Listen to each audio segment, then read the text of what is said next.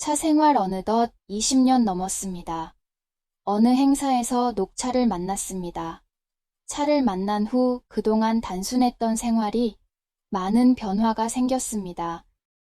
생각이 단순화하게 되었고 긍정적인 마인드까지 생겨 차를 더욱 마시게 되었습니다. 차를 마시면서 궁금한 점이 참 많습니다. 저는 녹차를 참 좋아합니다.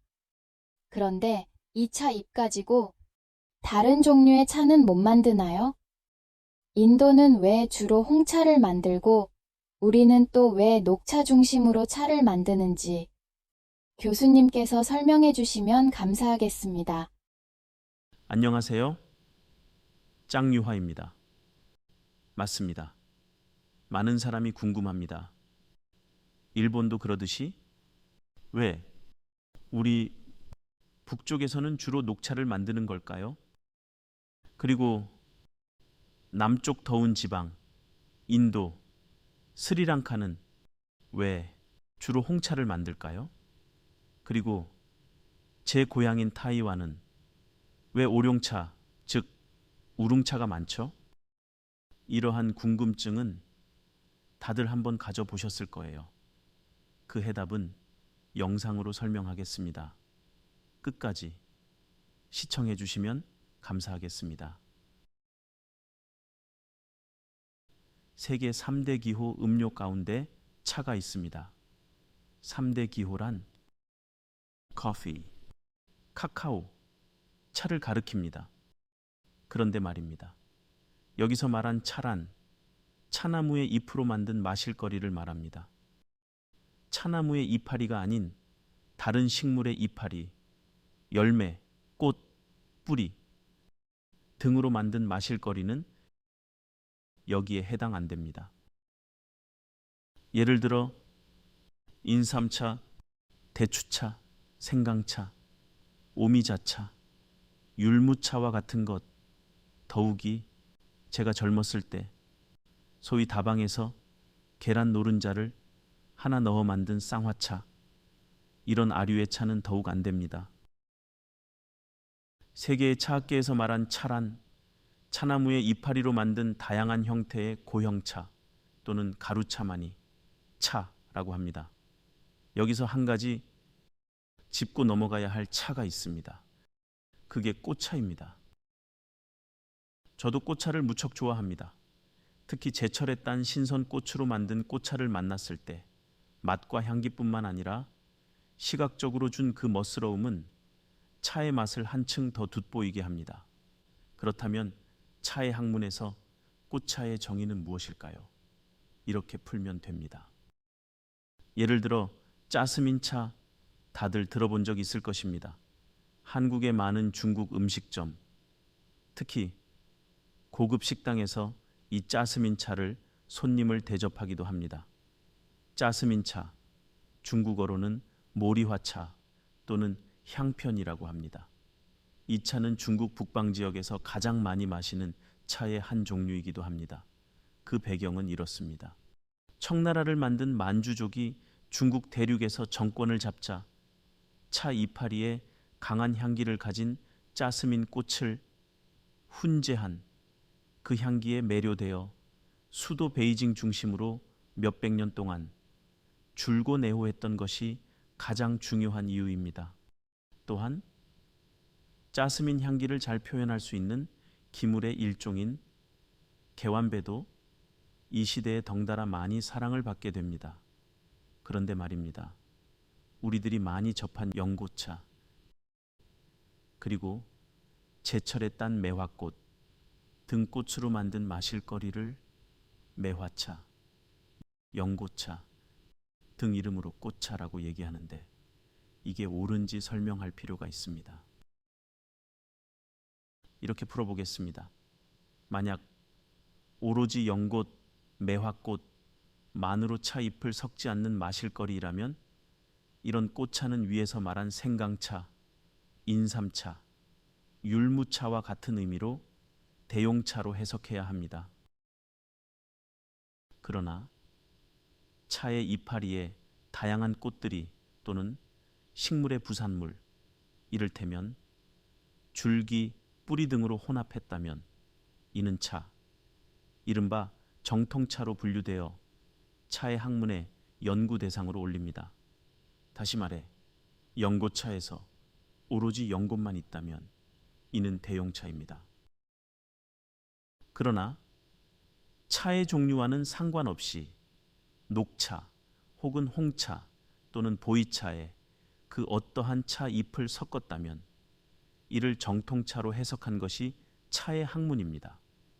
사실 이 논쟁은 조선시대에서도 지적이 있었습니다.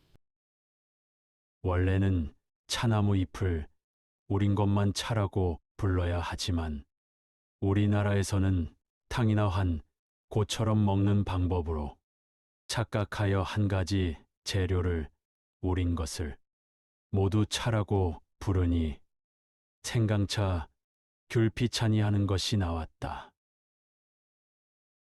정열수의 언각비에 쓰여 있습니다. 정열수가 누군지 모르시나요? 한국 사람이라면 누구나 다 아는 다산, 정약용을 말합니다. 조선의 수많은 기록에서 정약용의 호인 다산보다 열수로 더 많이 쓰고 있다는 것을 우리는 알아야 합니다. 차인이라면 알아야 할 상식입니다. 어떠세요? 이해하셨나요? 다시 본문으로 들어가겠습니다.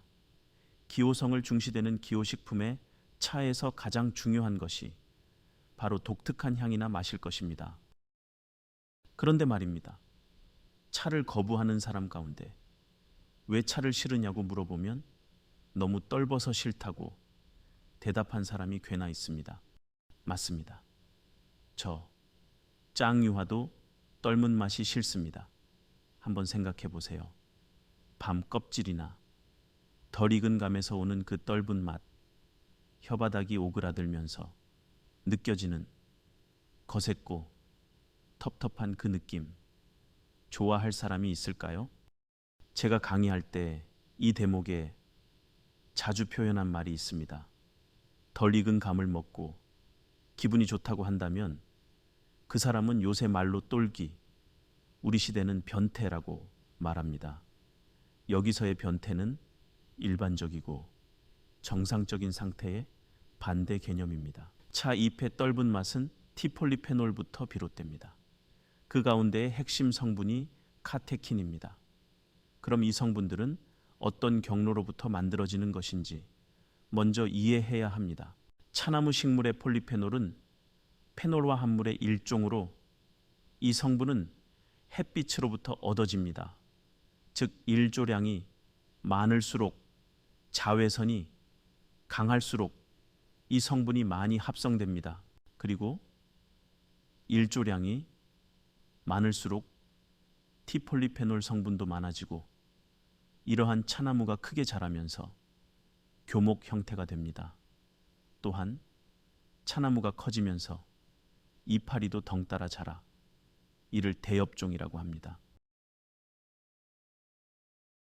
따라서 교목, 대엽종은 더운 지역에서 자란 차나무의 특성이므로 이런 형태의 차나무의 이파리에는 떫은 맛을 내는 티폴리페놀, 카테킨, EGCG가 많이 생성되어 차의 맛은 떫고 강하게 나타납니다. 그렇다면 위도가 높은 북쪽의 한국, 일본, 그 아래의 대만, 또 그 아래의 인도, 스리랑카, 어느 지역이 더 덥고 일조량이 많은가요? 인도, 스리랑카입니다. 그쪽 지역에 사는 사람들은 높은 온도와 자외선으로 피부도 우리보다 많이 검습니다. 앞서 언급했듯이 정상적인 인간이라면 떫은 맛을 싫어하는 것이 정상입니다. 그래서 그쪽에 차를 만드는 사람들이 이 떫은 맛을 순화하기 위해 생각내는 방법이 바로 차잎을 갈변시키는 것입니다. 물론 이 차잎의 갈변 방법은 청나라 때 영국인들이 중국 차나무의 묘목, 씨앗을 훔쳐 자신들의 식민지인 인도에 심었고 그리고 중국인들을 데려가 학습한 가공법이지만 이 이야기는 차후 따로 영상을 만들어 설명하겠습니다. 차잎이 떫은 맛의 주체인 카테킨은 원래는 무색입니다. 그런데 다양한 방법으로 산화시켜 잎과 수색이 갈변할수록 어두워질수록 그 맛도 부드럽고 순하게 변합니다.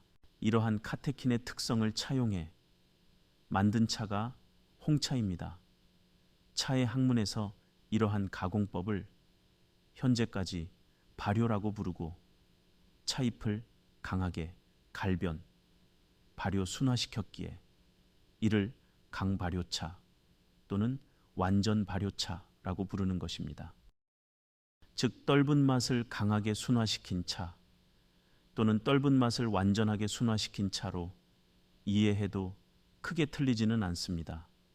물론 이 모든 갈변의 원인을 획일적으로 카테킨만으로 치부해서는 안 되지만 분명한 것은 그 주인공이 바로 떫은 맛을 가진 카테킨이라는 것입니다. 그렇다면 이번에는 장소를 좀 옮겨 보겠습니다. 위도를 위쪽으로 올라가 보면 제 고향 타이완입니다. 타이완 바다를 건너면 바로 맞닿은 곳이 중국의 복건성입니다.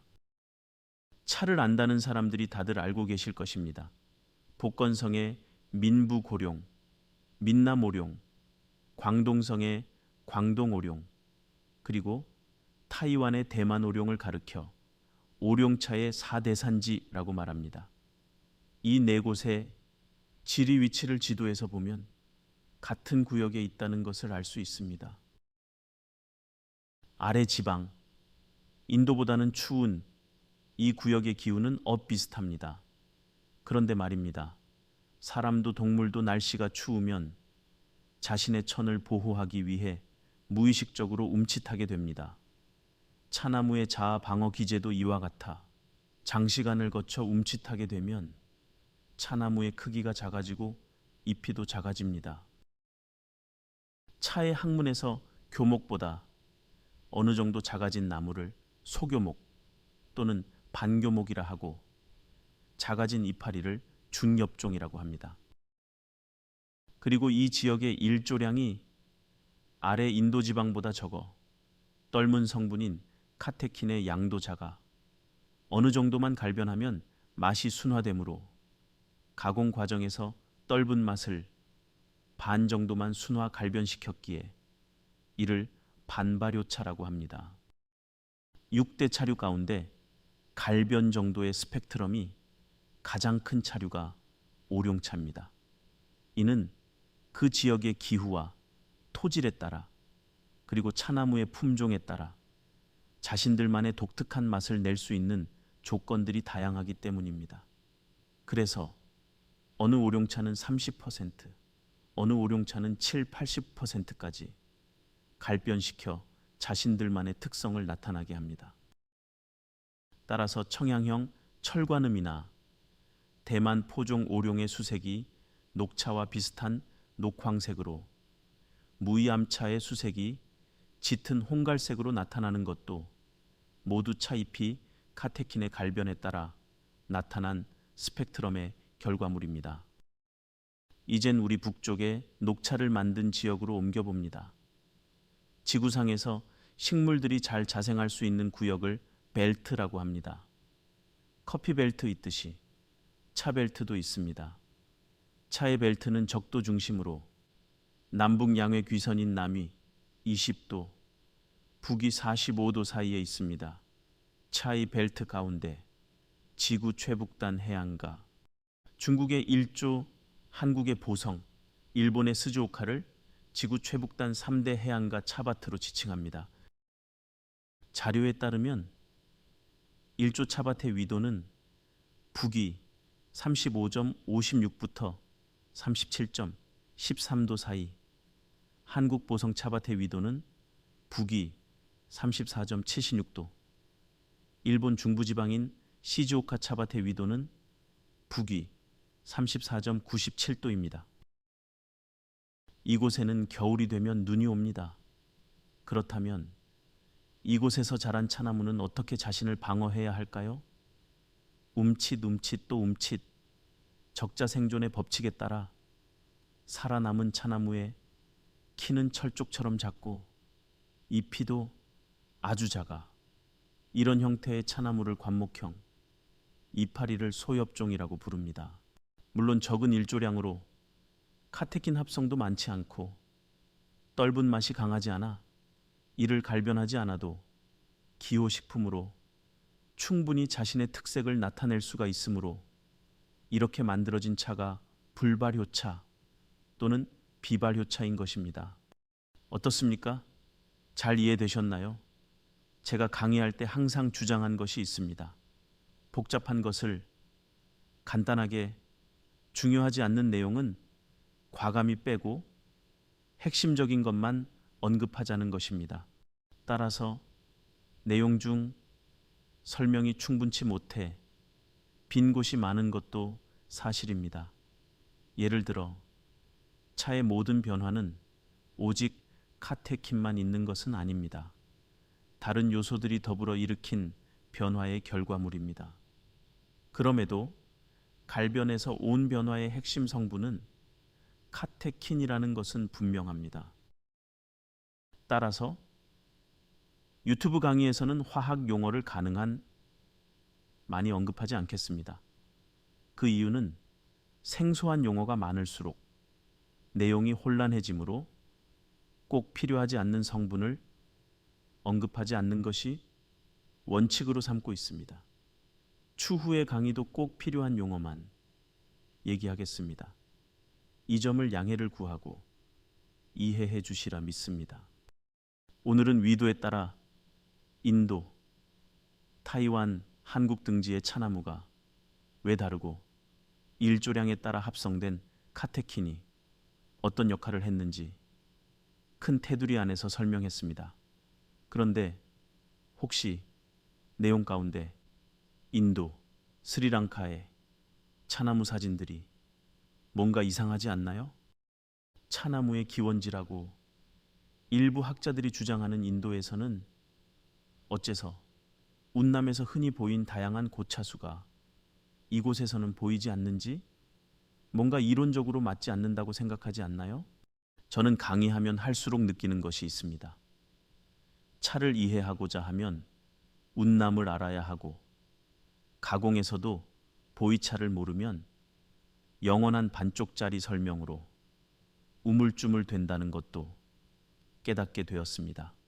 가공으로 나누는 6대 차류에서 보이차의 화학을 알면 다른 차류를 얘기할 때 모든 것을 쉽게 설명할 수 있습니다. 그러나 보이차를 빼고 얘기하면 6대 차류의 설명도 어느 순간 엉킬 수 있다는 것도 알게 되었습니다. 다음 화차 꼭 알아야 비로소 차를 안다는 운남의 차를 설명하겠습니다. 이 또한 구독자들이 신청한 강의 내용 가운데 가장 많은 요청의 건이기도 합니다. 오늘 강의 많은 도움 되셨나요? 구독자 선생님의 1초를 지금 저에게 주세요. 1초면 됩니다. 감사합니다.